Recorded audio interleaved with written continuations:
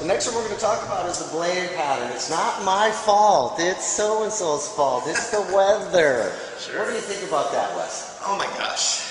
How much time do we have? The blame pattern is, I love the blame pattern. It's one of my favorites because the blame pattern is this. It's not my fault, Emile.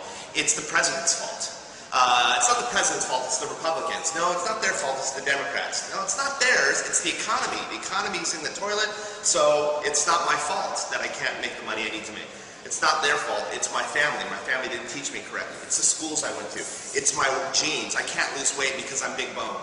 I have this issue here, that issue here. It's God's fault for giving me this situation. No, it's the devil's fault. No, it's my husband's fault. No, it's my wife's fault. If I didn't have kids, I could work out more. It's always somebody else's fault. And that's the biggest challenge, is that blame, I call it emotional impotence. Think about that. You pass that on and you just live in that place and then you feel powerless. And you're surprised why. You like to, and you know, what's the way out of that? Well, here's what happens when you blame, first of all. When you blame, this is what you do. You take power from yourself to change a situation or to influence a situation, and you hand it to whatever it is that you're blaming, and then you step back and say, see, I can't do anything about it. It's not my fault. Lots of times we like to blame ourselves too. Oh, I really want to do good, Emile. I want to work out. I want to go to the gym, but I just can't get myself to do it. And you blame this fictitious identity called, your other half of you that doesn't want to do it. You really want to do it, but this other half of you doesn't, and we end up blaming. Even in that case, you take your power and you give it to whatever it is you're blaming, and you step back and you say, I can't do anything about it. Now, how do you get out of that? What do you need to do to turn that around? Well, this is what you do.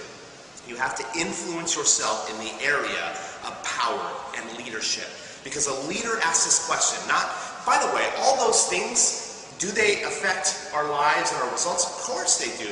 We would be foolish to say, well, the economy doesn't affect our businesses. Of course it does. But it's not about that. It's not about does it affect it. It's what is our response to it. Maybe you were born in a certain situation where your parents fed you Big Macs all day long. Great. Okay, at least you know that. Now you can do something about it. So you have to influence yourself in the area of power and leadership. Ask this question, what can I do now to change the situation? Because if you don't believe you can do anything to change the situation or to affect its results in your life, then you feel powerless. And that's the worst place to be, is to feel powerless. You've got to ask yourself, what can I do now to change or influence the situation? Good.